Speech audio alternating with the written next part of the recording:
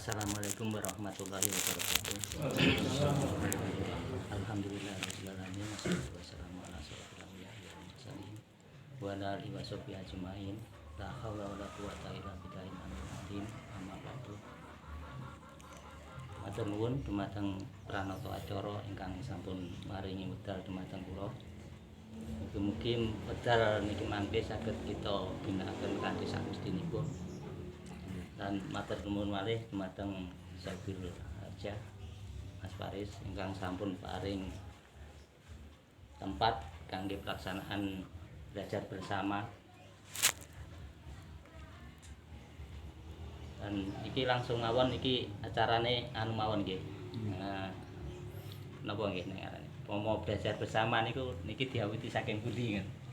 Langsung mawon. Iki masalah pertama kan anu kan konsep-konsep niku sampun paham danten dereng. Ini termasuk dereng Pak. Dalam arti gini, ya sebagian mungkin sudah tahu, sebagian masih loncat-loncat. Alangkah baiknya sekarang ini kita bahas untuk yang namanya tahap pertama dalam arti apa Mas? Gerak dasar. Jadi mohon dijelaskan gerak dasar itu untuk kriteria dalam gerak dasarnya, misalnya pohon seperti ini harus gini gitu, termasuk unsur yang mengikutinya itu ya tahu gerak dasar, ini gerak dasar tapi belum tahu istilahnya kepastian itu. Oke, terima kasih. Mengenai gerak dasar ini kan termasuk kita membuat bonsai. Dalam arti kita membuat seni bonsai yang nanti kedepannya biar bagus, biar diakui dan bisa diapresiasi oleh terutama juri ya kalau di kontes. Ini memang kita harus paham dulu dengan yang namanya gerak dasar.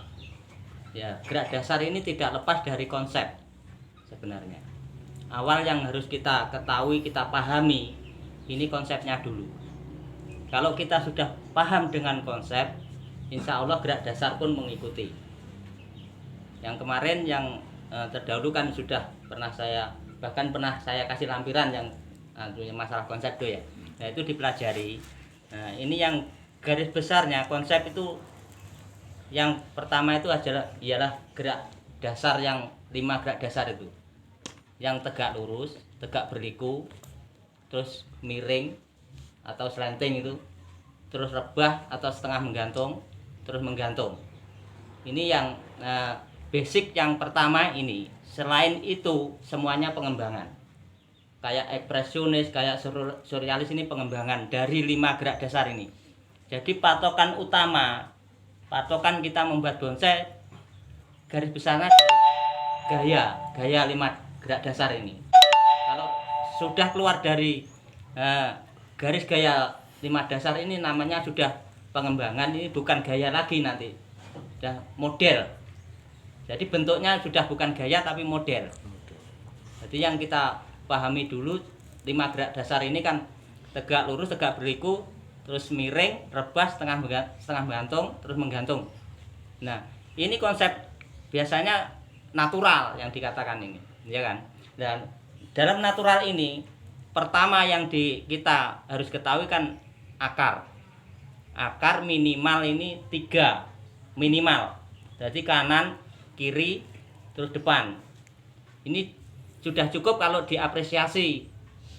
Tapi kalau kita sendiri kan istilahnya kurang marem ya, kalau nek oyote mek telu kan gak marem. Guri kudu enek kan ngoten. Dan itu malah lebih baik. Dan itu kalau dilihat dari segi ekonomi, misalnya dijual pasti mahal yang akarnya 4 daripada yang 3. Tapi kalau diapresiasi kontes 3 sudah cukup. Dan logikanya akar 3 ini kanan kiri depan diterpa angin dari kanan kiri depan belakang sudah kuat, tidak akan roboh. Logikanya seperti itu. Ya, itu yang pertama. Yang kedua, di natural ini gerak irama pohon ini simpel dan sederhana. Kita mengikuti alur gerak pohon yang ada. Kalau kita dari dongkel, kan kebanyakan dari dongkel ya. Jadi kita ikuti, konsepnya mengikuti gerak irama dari bahan yang kita dapat dari hutan. Jadi kita tidak bisa memaksakan. Jadi alurnya ikuti aja dari pangkal akar sampai ujung pohon atau dari ujung mahkota. Ini alurnya selaras dan seirama geraknya. Jadi kita ikuti. Ini yang tegak lurus, tegak berliku ya seperti itu. Walaupun yang miring, terus nanti penempatan mahkota juga ada sendiri. Yang pertama akarnya minimal 3. Terus pohonnya ini tunggal. Kalau di natural, pohonnya tunggal. Nanti kalau sudah pohonnya 2, ini sudah lain. Sudah dia larinya ke pengembangan menjadi ekspresionis. Nah, pohonnya tunggal. Dan kebanyakan teman-teman yang di kontes itu banyak sekali pohon-pohon yang konsepnya itu ngambang. Misalnya seperti ini. Nah, pohon natural. Akarnya sudah komplit misalnya. Nah, kanan kiri depan sudah ada, sudah cukup lah. Terus pohonnya miring atau slanting. Nah, ada yang banyak di kontes-kontes ini setelah miring pohonnya, mahkotanya ditaruh di atas, dikembalikan ke tengah. Jadi ke atas lurusnya dengan pangkal pohon. Nah, ini namanya ngambang. Jadi konsep yang nggak cocok, nggak masuk di logika ini. Banyak ini yang bikin kayak gini. Nah, kalau tegak lurus di tengah pas, memang harus di tengah. Terus tegak berliku di tengah juga pas, karena dia biarpun bergerak tapi kan tetap alurnya tegak berliku namanya. Jadi ini center pointnya tetap di tengah. Tapi kalau yang sudah miring ini harus di samping juga. Biarpun dia ke samping lalu ke atas lagi tapi tidak kembali ke tengah tapi tetap ke atas. Mahkota lengkap tidak apa-apa. Memang sebenarnya seperti itu yang benar. Nah, istilah kayak gini, misalnya kita berdiri. Kalau tegak atau berliku atau tegak berliku kan tetap di tengah. Kepala kita kan tetap di tengah. Ibaratnya sama seperti manusia. Bonsai itu. Nah, terus kalau kita miring, kita berdiri terus kita miring, otomatis kepala kita kan di samping. Nah, kalau dikembalikan ke sini kan piye jenenge ngelengek enggak penak kan, enggak masuk di logika juga. Nah, ini yang jadi patokan biasanya setelah miring gini, ini tewekok sini ke sini. Nah, mahkota ditaruh di tengah. Nah, ini konsep yang sering terjadi ini yang di kontes-kontes ini. Makanya dia sudah matang, sudah proporsi, tapi nilainya tetap rendah karena konsepnya tidak pas. Ini padahal ini kalau mahkotanya di sini, kondisi yang sudah matang mungkin bisa merah, mungkin bisa besten, mungkin kalau di konsep yang tidak pas hanya hijau. Ini kadang ya juga peserta mungkin ya banyak yang belum paham terus ikut kontes, kenapa punya saya sudah matang sudah kok masih dapat hijau kan seperti itu. Nah, ini kelemahannya di sini. Konsepnya kurang pas, kurang tepat. Nanya dulu, Pak. Ya. Konsep miring gini ya. Ya. Yang paling bagus kita tumbuh yang diambil di atas apa yang bawah? Kalau mau, yang dibuat mahkota. kita tumbuhnya yang bikin Terusannya. Lihat-lihat. Di bawah juga bisa, di atas juga bisa, enggak apa-apa. Yang penting kita bisa menyelesaikan ujung ini jangan sampai terputus. Misalnya pohon segini ya, miring gini, potong del nih potongan. Terus tumbuhnya ini kecil.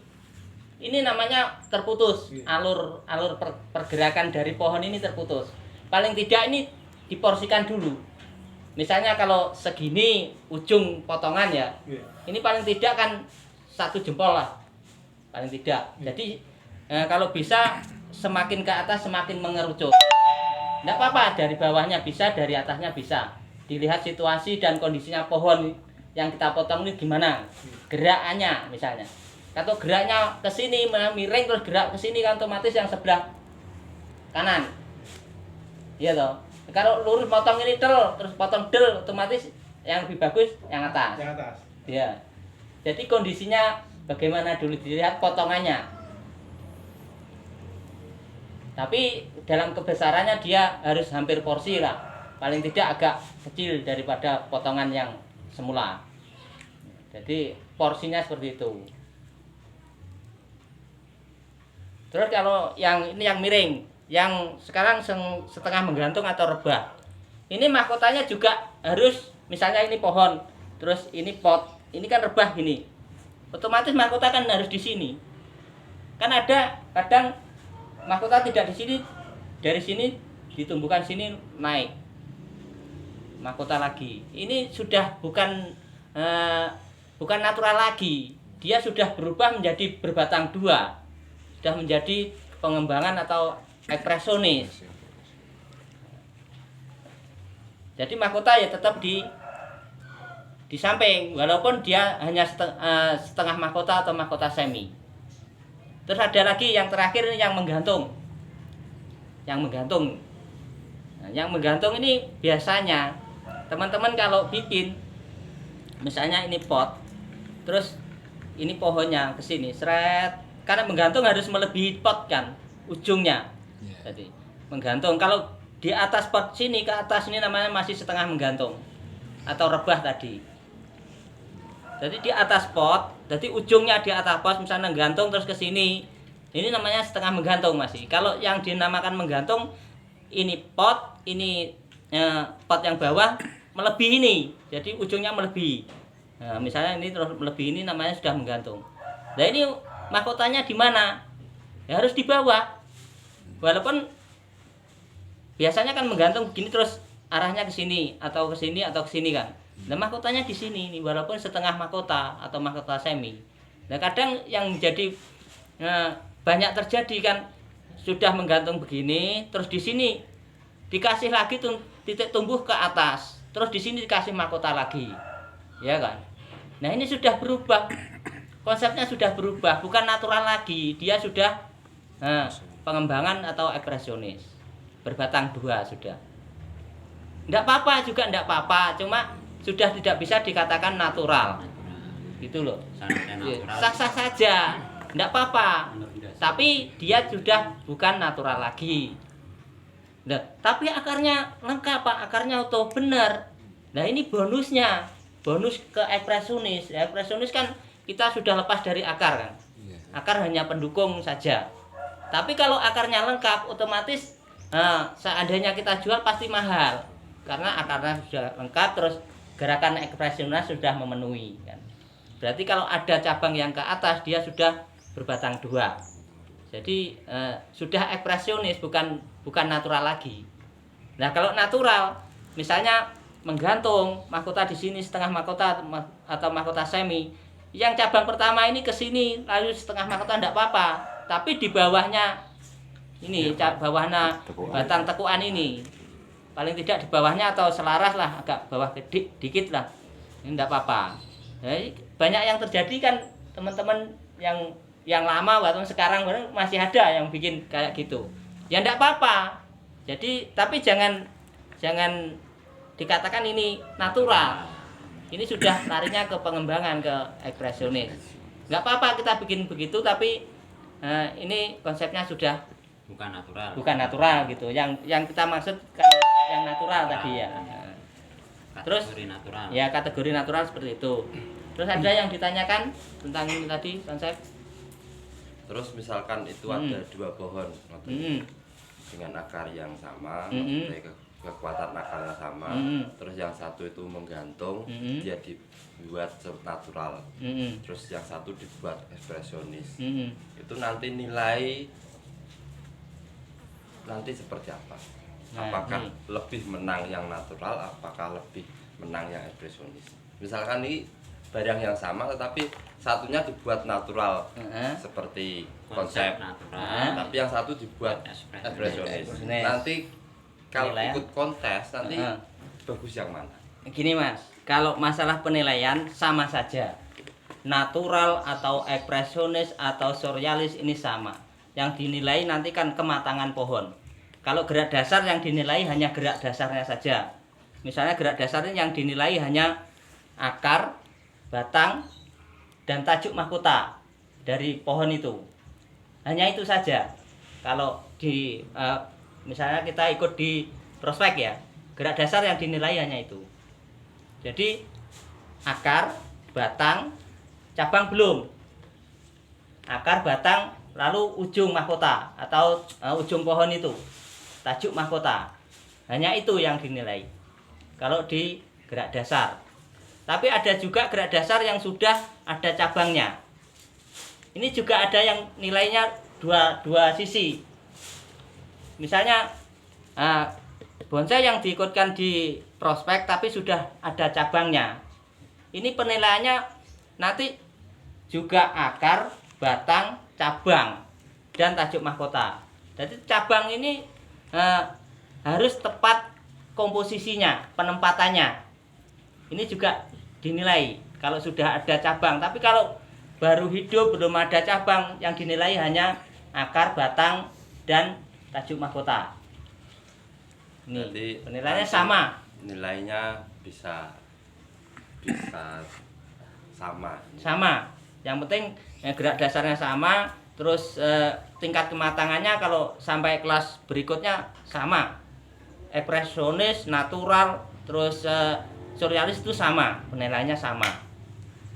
Kalau sampai di misalnya kan pohon bonsai itu kan ada tahapan-tahapan Mas ya. Tahapan kehidupan bonsai.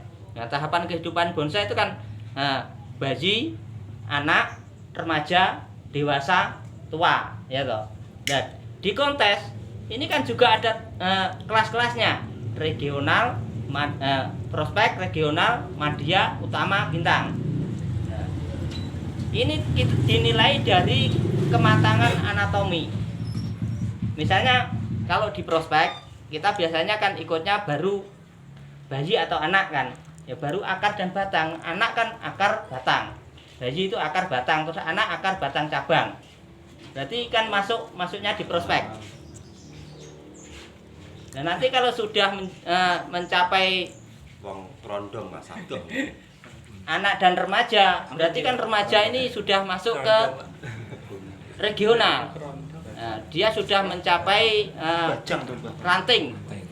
Jadi dan cabang ranting itu masuknya ke regional.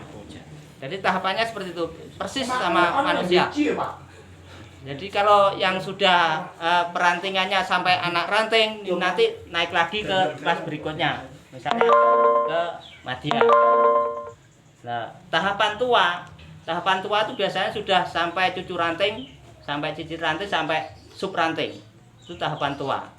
Dan tahapan tua yang dinamakan sebenarnya di bonsai ini ya, yang dinamakan natural atau alami ini sebenarnya pengertiannya bukan gaya atau bukan bentuk ya sebenarnya. Sebenarnya ini jejak campur tangan manusianya minim. Yang dikatakan tua, makanya pohon bonsai yang sudah tua maksudnya sudah di utama. Karena apa? Kalau konteks di utama, kita sudah tidak boleh memakai alat bantu, misalnya kayak kawat. Ini sudah tidak boleh. Jadi ini tahapannya sudah tua. Nah, kita dituntut pohonnya sudah tua, kita membuat bonsai yang sudah tua dituntut jejak campur tangan manusianya sudah minim. Syukur-syukur sudah tidak kelihatan sama sekali. Nah, kalau kita ingin ke jenjang sampai utama, kita harus memenuhi.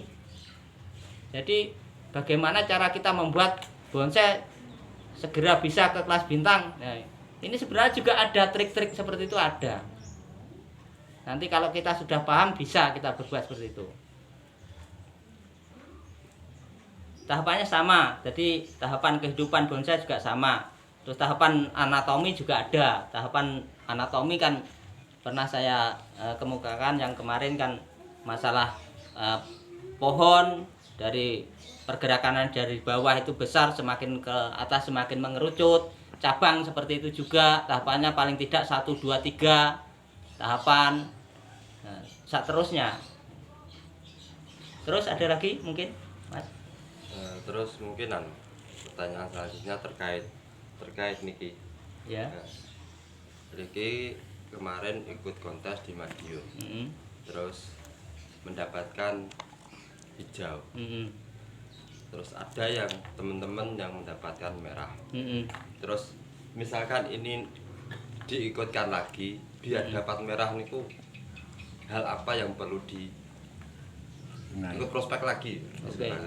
Hal apa yang harus dilakukan, dibenahi? Ya, kan ini masalahnya kan untuk pohon gerak dasar ini berbeda-berbeda ya. Jadi jenis kalau di prospek itu penilaiannya nggak terlalu detail. Jadi belum bisa terlalu detail.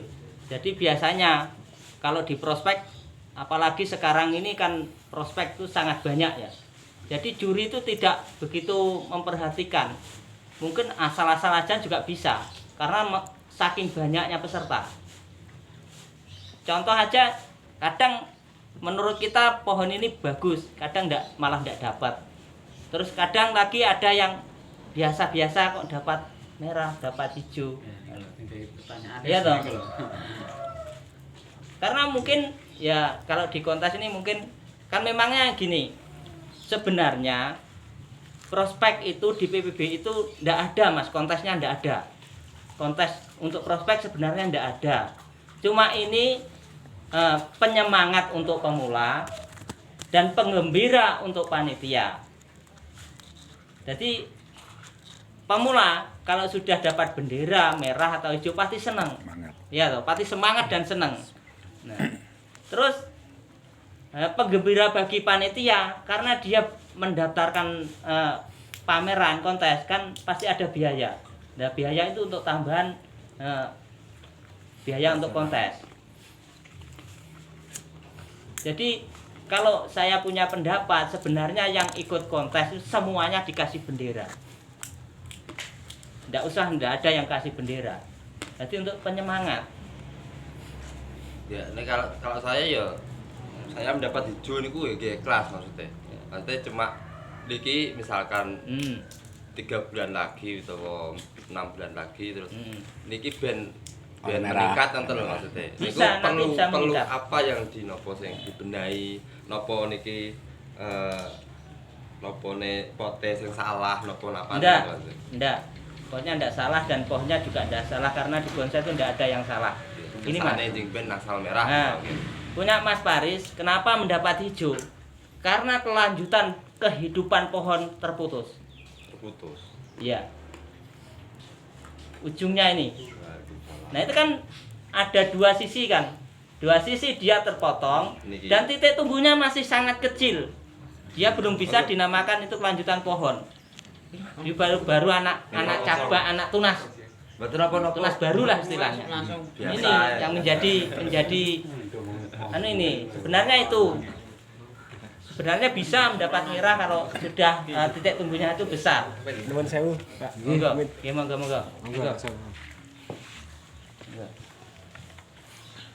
Ya mungkin 6 bulan lagi atau kalau sudah titik tumbuh yang samping dan atas itu sudah besar. Niki potongan niki. Iya. Nah kalau itu titik tumbuh yang ke arah sana ke atas itu sudah besar paling tidak ya seberapa ya agak yang penting ya, tidak ya 1 rokok lah sudah cukup itu. Mungkin sudah bisa dapat merah. Karena ini masih terputus. Nah, ya. Masih terputus. Alur pergerakan dari pohon dari pangkal akar sampai ke ujung pohon terputus. Tidak terbaca gitu.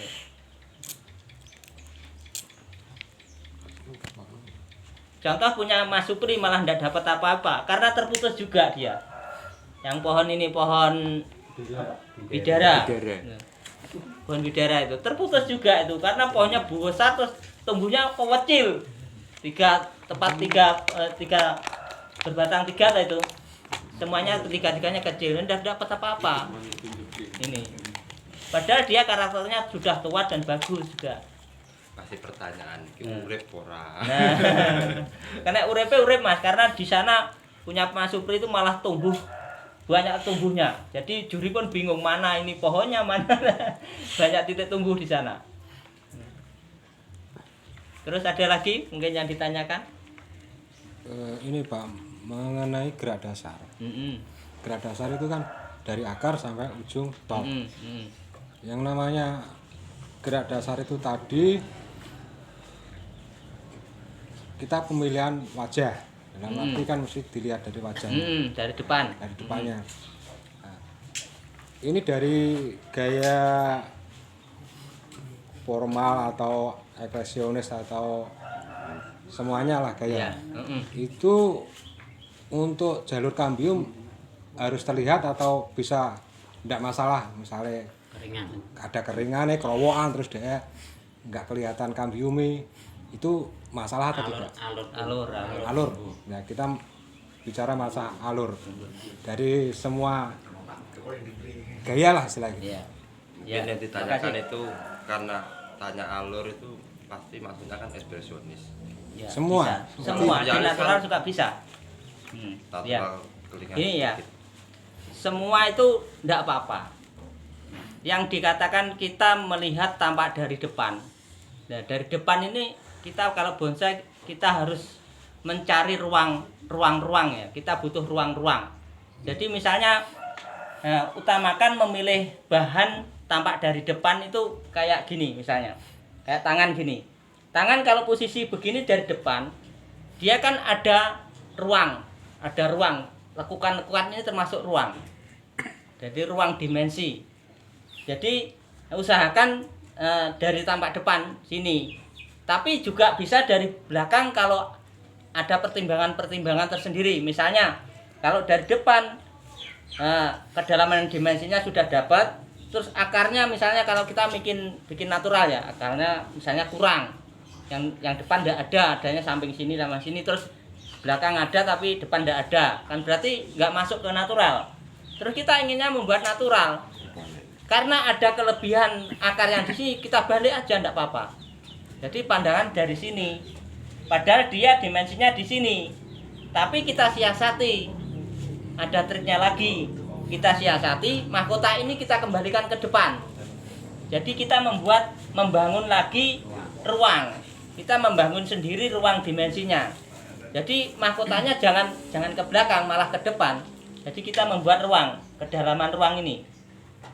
Nggak apa-apa karena ada kelebihan yang di bawah. Jadi untuk menutupi ini, untuk menyiasati agar kita bisa tampilkan dari belakang tadi menjadi di depan, ya kita olah mahkota ini, kita siasati lagi, kita bangun pohon ke arah ke depan. Jadi mahkotanya agak ke depan. Ini sudah membuat ruang dimensi untuk natural. Ini untuk ekspresionis. Kalau ekspresionis kita sama saja sebenarnya. Kan nanti akar ini juga sebagai pendukung. Jadi tidak begitu. Ya. Kalau di ekspresionis mungkin lebih bagus yang dari sini. Walaupun kini kurang kan ini bisa dikasih batu. Iya kan? Bisa dikasih batu yang depan. Kalau Pak Agus kan mungkin alur. Itu lebih Alur tumbuh baik. Pak, alur kambium. Alur kambium enggak apa-apa. Keringan, Pak. Misalnya itu ada keringan-keringan, kan nanti alur kambiumnya itu harus terlihat atau tidak. Dalam arti kan buat keropos-keropos itu kan nanti biasanya hidupnya tinggal Ada tinggal kulit lah misalnya. katakanlah gitu. Nah, Tapi kalau dipilih dari yang tidak ada alurnya, itu lebih baik alur atau yang tidak ada alurnya. Itu tinggal selera kita. Misalnya kita ingin pohon itu kelihatan kesannya tua. Kalau kita menginginkan pohon ini kelihatan kesan tua, ya kita tampilkan, kita tonjolkan kerowokan-kerowokan yang tadi. Ini membuat kesan tua. Pohon kalau sudah ada luka, ada kering, ada misalnya bekas potongan atau bekas lapuk ya, ini pasti pohon ini kelihatan sangat tua. Dan nggak ada pohon yang umurnya misalnya puluhan tahun, nggak ada yang nggak bekas ada luka, itu nggak ada. Pasti ada potong bekas. Kalau di hutan mungkin ya kering terus patah atau tertimpa angin, tertiup angin terlalu semplah kan ada, pasti ada. ini maksudnya gini Pak, dari Dari penilaian. Mas. penilaian Nggak apa-apa, semua sama. alur kambium Lebih terlihat baik, maksudnya. sama dengan yang Cara tidak nilai. terlihat. Hmm. Misalnya kan alur kambiumnya dari belakang, semua itu kelihatan keropos. Hmm. Nah, dengan yang misalnya alur kambiumnya itu terlihat dari akar sampai ke atas kelihatan, itu penilaiannya bagaimana? Lebih baik mana? Ya sama yang tadi saya sampaikan sudah. Jadi bisa saja dari depan dan dari belakang itu bisa. Cuma kita kan tidak hanya pohonnya ini yang dinilai nanti, cabang terus ranting terus ini, jadi penempatan juga. Kalau kita pilih dari depan, jadi penempatan cabang dan cabang-cabang ini harus pas juga. Jadi penempatan cabang yang kalau kita memilihnya misal yang kropos ya kita pilih dari depan misalnya. Jadi penempatan cabang-cabang ekspresionis atau natural kan, kalau kropos kan mungkin natural enggak ya, biasanya larinya ke ekspresionis lah. Nah ini penempatan cabang dengan mahkota ini menentukan. Jadi gini, konsep ekspresionis, garis ekspresionisnya dari pangkal akar sampai